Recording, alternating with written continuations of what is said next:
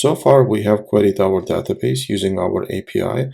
Now let's go ahead and see that how we are going to add the entries to our database. So for example, let's go ahead and see that how we are doing that in the GraphQL, right? So in the GraphQL there are two types. The first one is query, which we are using for the querying the data source database, or SQL database or no SQL database, doesn't matter. In our case, we are using RDBMS, right? And also we are using a mutation to add the entries to that database.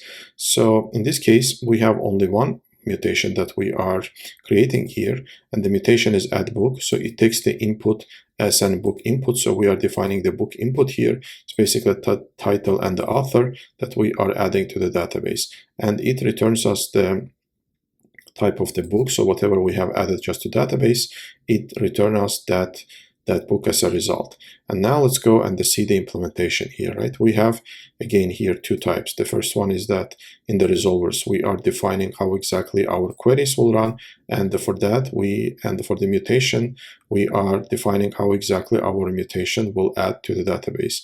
It's add to the database exactly the same way that you would expect it to add.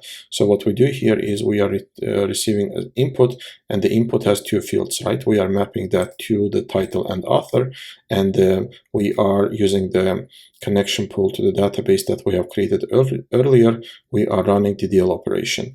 We are inserting into the books table title and the author, and we are passing title and author here. And the ID is auto increment. So whatever we have added to the database, we are returning that as a result.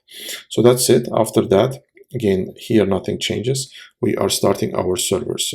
So let's go ahead and start our GraphQL server one more time. So let's go to the terminal, and let's run our node index.js, and let's run our server. So now let's go and see in the Postman, right? In the Postman, now we have two headers here. We have queries, two queries that we have created earlier, and we have now one mutation, right? Add book. So we can add book to our database. First, let's fetch our database. So let's see that how many entries we have in our database. So far we have only 3 entries in our database, right? Let's go ahead and add one more entry. So here in the add book, we are defining that the input, whatever input we are sending, whatever we want to add to the database. In this case, let's say that we are adding a book, the pragmatic programmer by Andy Hunt. So we are adding that to our database. So let's run it. Let's run our query. And after adding that, as you can see here, it's added to our database. So let's go ahead and fetch it. And as you can see here, it's added by the ID of 5 to our books table.